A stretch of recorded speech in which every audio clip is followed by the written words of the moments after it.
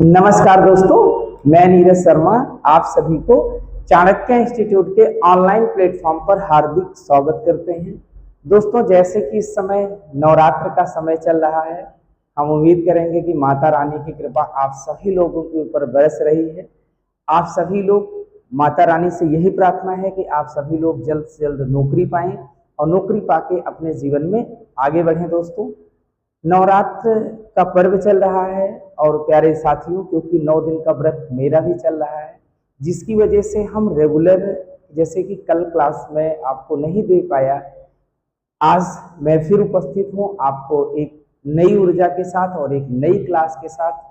जो टाइप हमने पिछली क्लास में पढ़े थे, आज हम लोग उसी टाइप को एक क्लास उस पर और करने वाले हैं, क्योंकि मैंने आपको पिछली क्लास में एक चीज़ ये बताया था दोस्तों कि जो टाइप आप पढ़ रहे हैं, इस टाइप में अभी कुछ चीज़ें और बची रह गई हैं, जिसको हम एक और सेशन लेंगे, जिस सेशन में ले जा करके इसे पूरा करेंगे।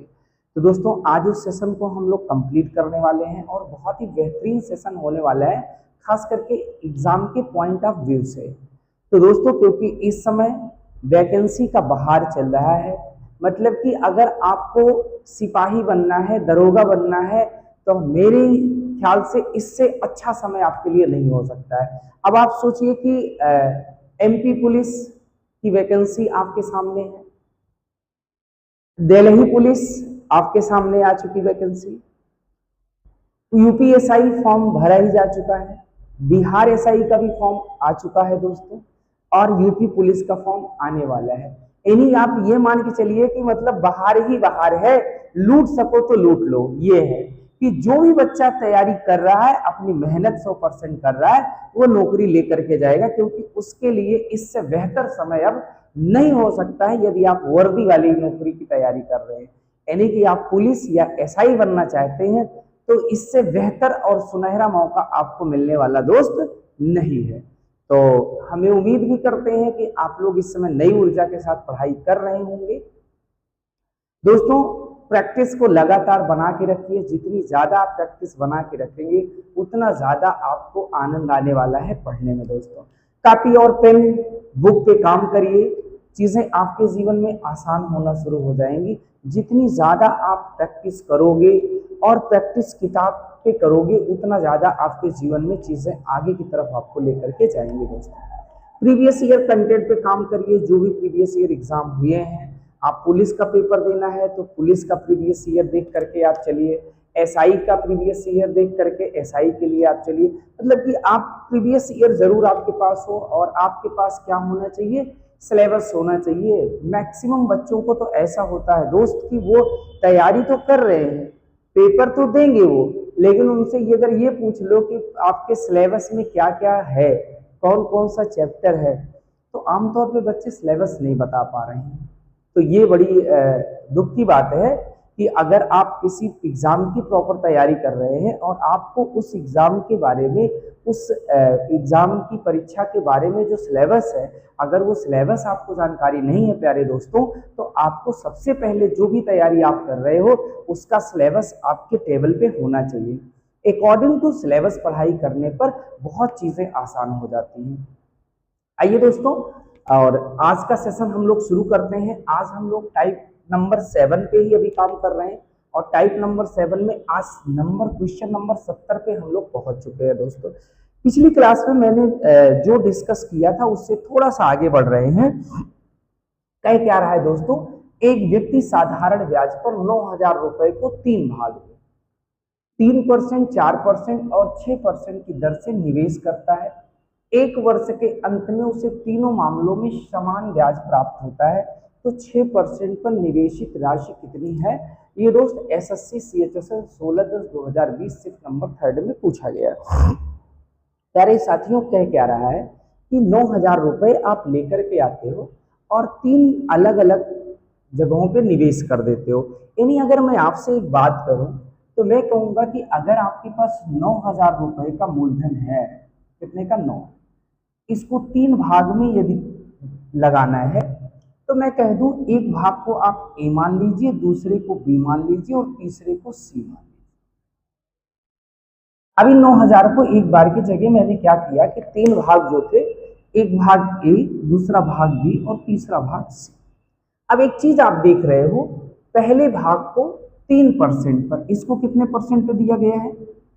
3% का रेट है, और इस पे क्या है दोस्त? 4% का रेट है, और इस पे क्या है दोस्तों? 6% का रेट है। 3%, 4% और 6% का रेट है, और कह रहा है कि दर से निवेश करता है 1 वर्ष के अंत में। प्यारे साथियों, समय जो है, समय यहां भी 1 वर्ष है, यहां भी 1 वर्ष है, और यहां भी 1 वर्ष है। यानी आपको ये कहा जा सकता है ये भी 1 वर्ष के लिए लगाया गया है, ये भी 1 वर्ष के लिए, और ये भी 1 वर्ष के लिए। अब जरा एक बात देखिए कि कह रहा है कि तीनों मामलों में समान ब्याज प्राप्त हुआ। तीनों मामलों में समान ब्याज प्राप्त हुआ, मतलब जो 3 जगह पैसा लगाया जा रहा है, तीनों से वर्ष के अंत में जो ब्याज के रूप में मिला है, वो पहले भाग पे उतना, दूसरे भाग पे भी उतना, और तीसरे भाग पे भी उतना ही पैसा मिला है दोस्त। इसका मतलब यह है, अब ध्यान से मेरी बात समझिएगा, पहले भाग पर जो ब्याज मिलेगा 3 एकन्नम 3, मतलब ए का 3%, दूसरे पर क्या मिलेगा? 4 एकन्नम 4, यानी बी का 4% मिलेगा, और तीसरे भाग पर क्या मिलेगा? 6 एकन्नम 6, यानी सी पर कितना मिलेगा? 6% मिलेगा।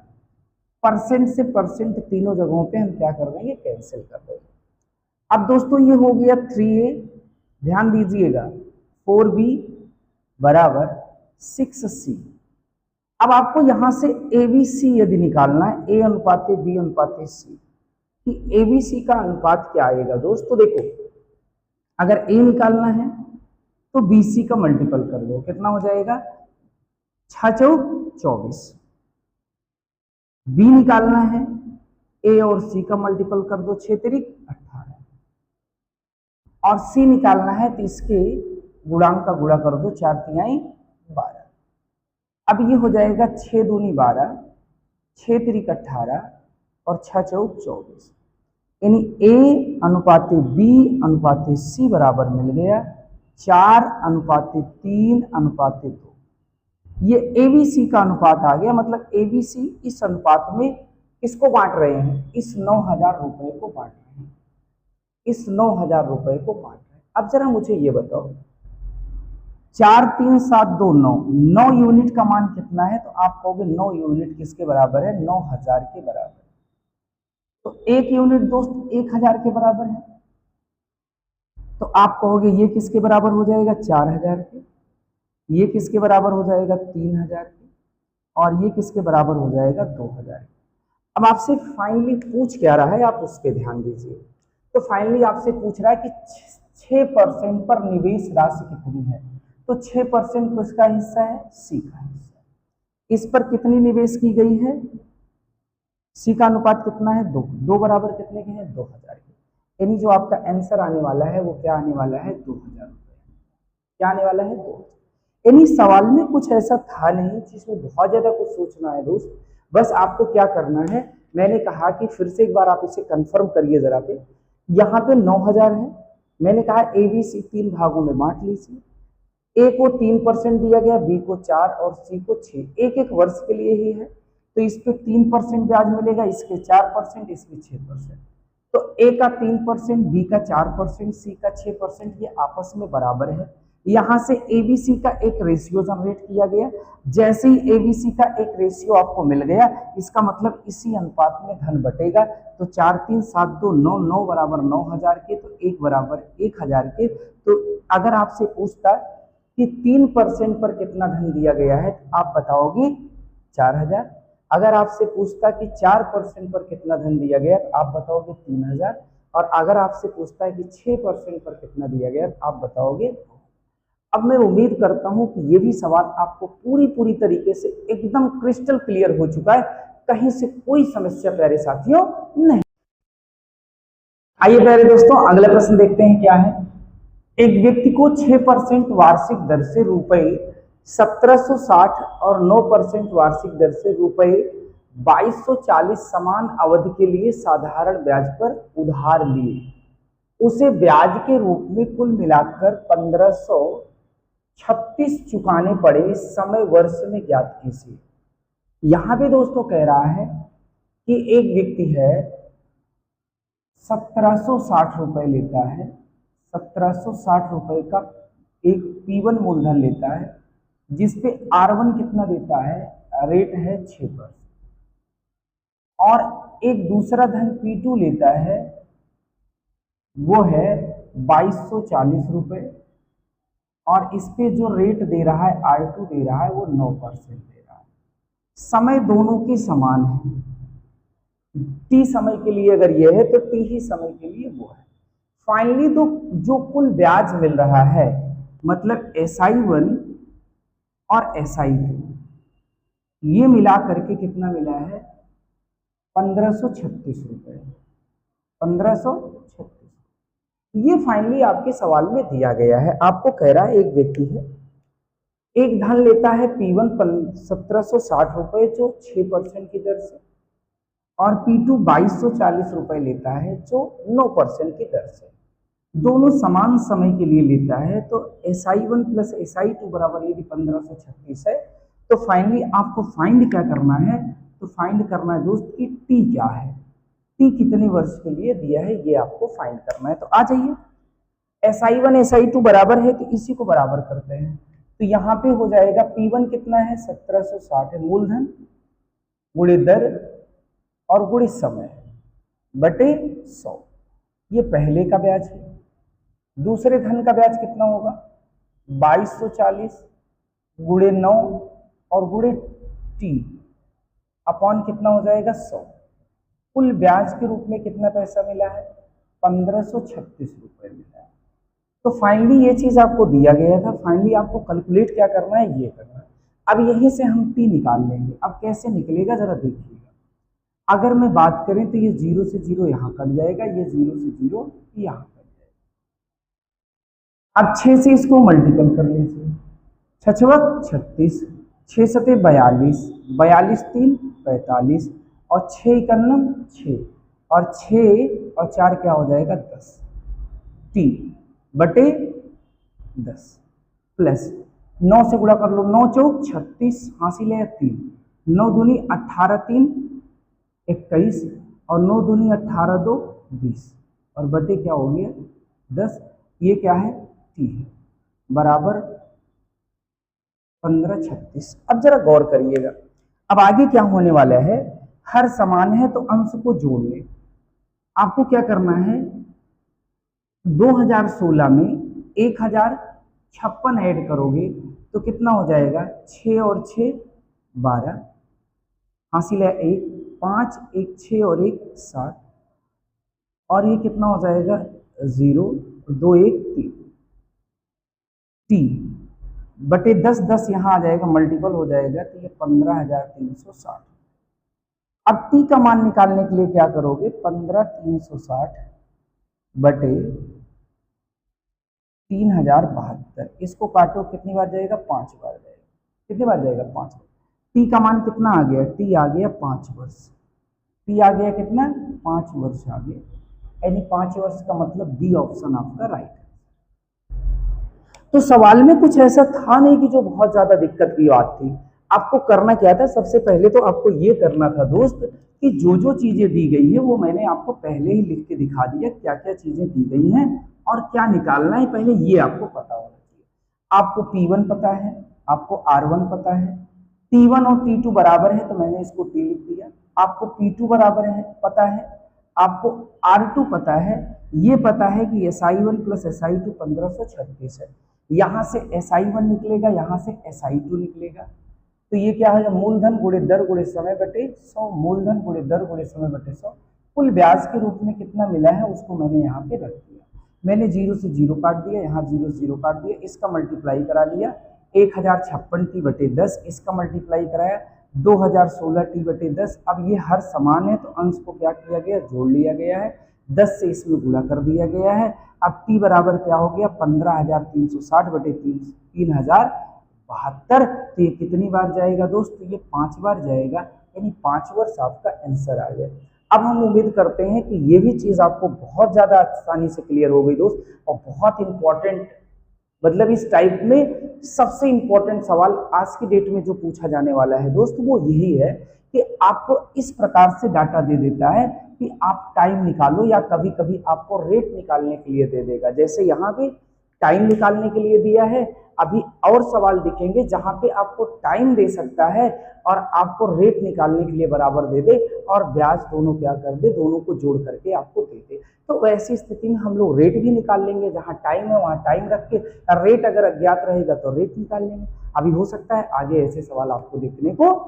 आइए प्यारे दोस्तों, अगला प्रश्न देखते हैं। बहुत ही बेहतरीन प्रश्न है, यूपीएसआई 2/12/2021 में प्रश्न पूछा भी गया है। एक व्यक्ति ने 12.5% और 15% की वार्षिक साधारण ब्याज की दर पर दो अलग अलग योजनाओं ए और बी में 25,500 को निवेश करके निवेश किया।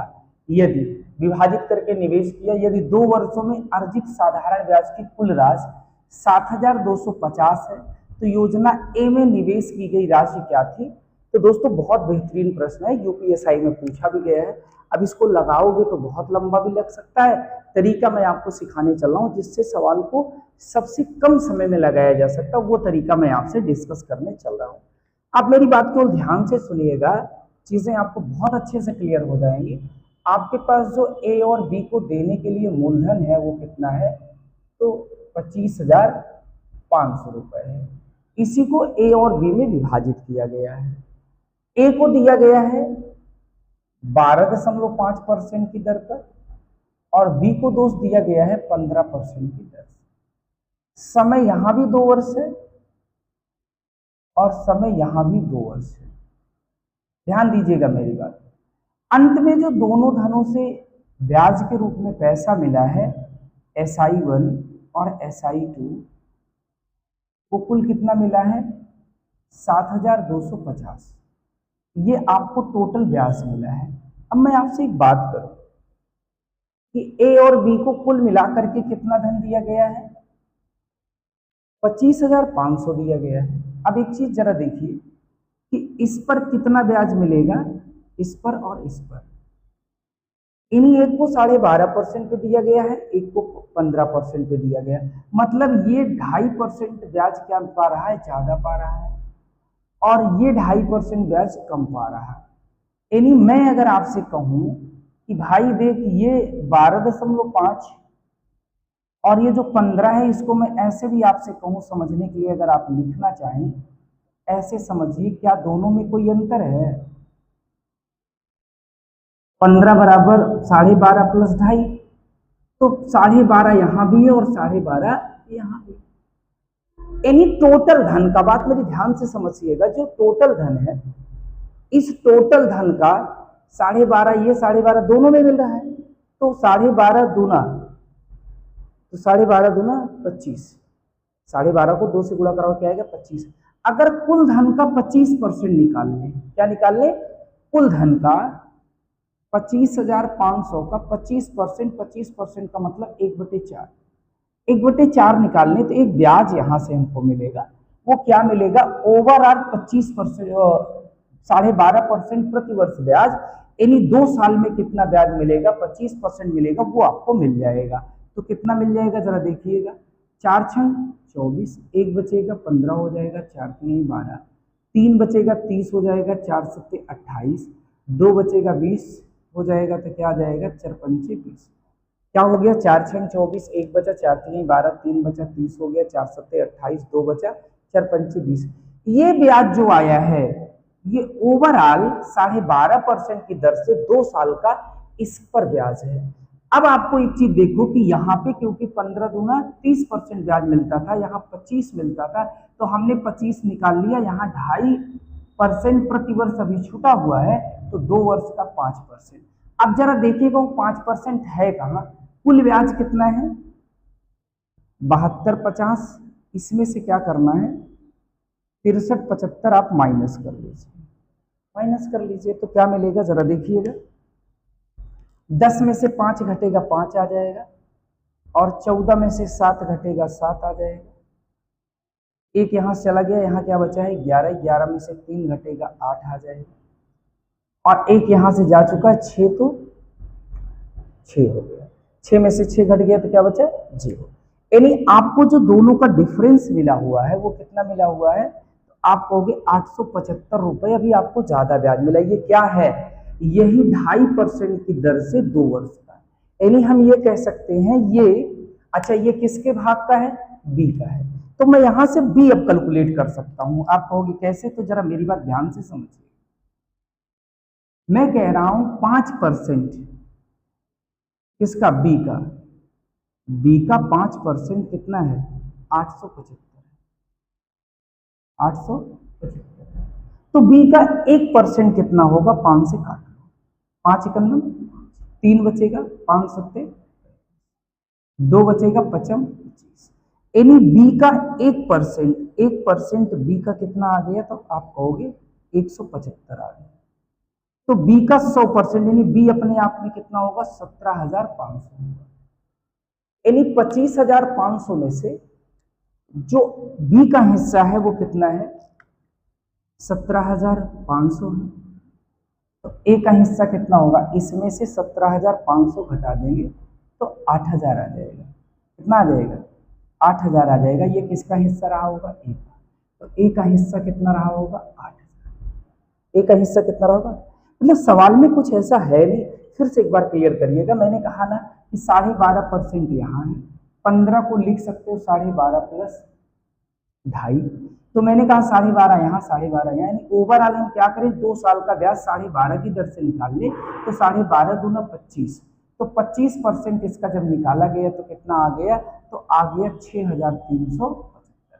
जब 6,375 को इसमें से घटाया गया तो जो ब्याज बचा हुआ है, यह ब्याज क्या है, 2.5% की दर से, 2.5% की दर से बी पर मिलने वाला 2 साल का ब्याज है। तो हमने यहाँ कहा 2.5 दूना 5, तो 5% ऑफ बी कितना हो जाएगा, 875। तो 1% निकाला गया 175, तो 100% निकाला गया 17,500। यदि 17,500 बी का मान है, कितने में से, 25,500 में से, तो ए का मान कितना होगा, तो 25,500 में से 17,500 घटेगा तो 8,000 आ जाएगा। यानी कि बी ऑप्शन आपका राइट आंसर।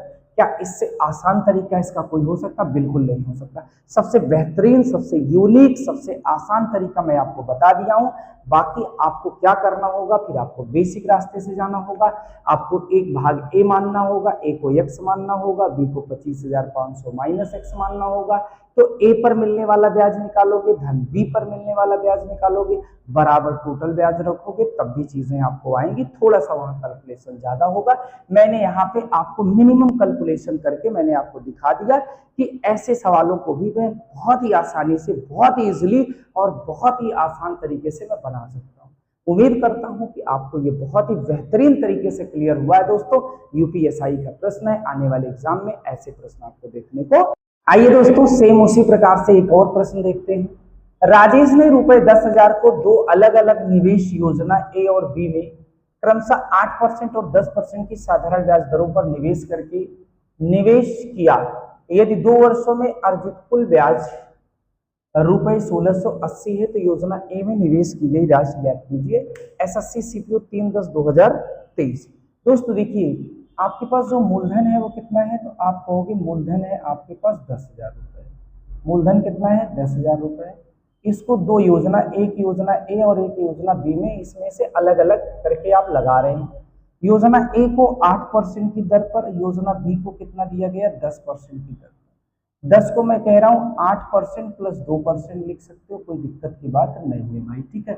समय कितना है, 2 वर्ष के लिए, 2 वर्ष यहां भी है और 2 वर्ष के लिए यहां भी, 2 वर्ष के लिए यहां भी। टोटल जो यहां वहां दोनों जगह मिला के जो ब्याज मिल रहा है SI1 और SI2, वो 1680 के बराबर मिल रहा है। सेम उसी प्रकार से 8% यहां भी ब्याज है और 8% यहां भी है, तो 8 दूनी 16 और 8 दूनी 16, यानी 16% ओवरऑल का ब्याज निकाल लीजिए। 10,000 का 10,000 का 8 दूनी 16, 8 दूनी 16, यानी 16% अगर हम निकालें तो ये मिल गया 1,600 रुपए। कितना, 1,600 रुपए। अब यहाँ 1,600 रुपए ब्याज मिला है, ध्यान दीजिएगा।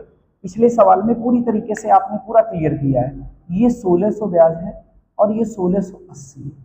तो ब्याज का जो अंतर है वो कितने रुपए का है? तो 80 रुपए का है। ये क्यों है? क्योंकि जो दूसरा धन बी है इस पे आपको 2% और ब्याज मिल रहा है, तो 2 वर्ष का कितना हो जाएगा? 4%।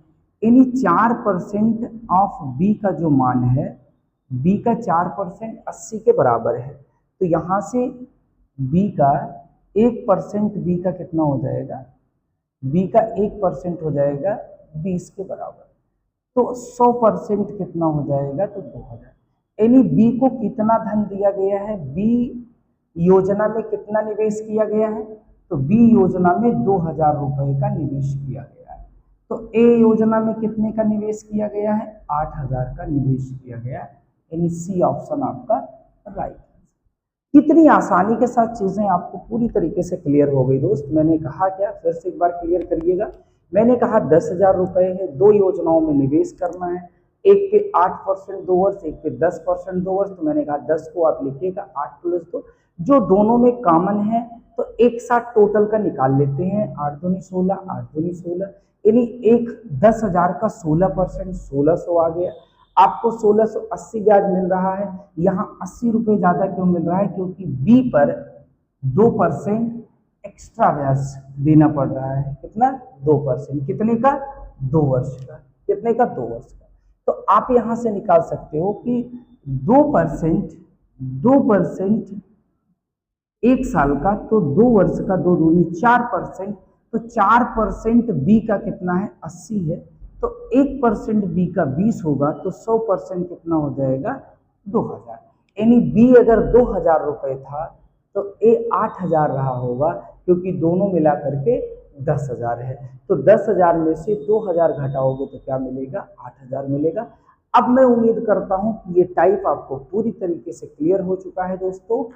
अब आपका जा करके टाइप नंबर 7 पूरी तरीके से कंप्लीट हो जाता है दोस्तों। नेक्स्ट सेशन में हम लोग टाइप नंबर 8 पे चर्चा करेंगे। अब हम उम्मीद करते हैं कि ये टाइप आपको बहुत अच्छे से और पूरी तरीके से आपको क्लियर है। एग्जाम के पॉइंट ऑफ व्यू से ये टाइप बहुत इंपॉर्टेंट है दोस्तों। आप इसको जरूर एक बार पूरे सेशन को देखिएगा और देख करके आपको कैसे लगा ये जरूर बताइएगा प्यारे साथियों। हम उम्मीद करते हैं कि आप सभी लोग स्वस्थ होंगे, मस्त होंगे और पढ़ाई को कंटिन्यू जारी रखे होंगे दोस्तों। जय माता दी प्यारे।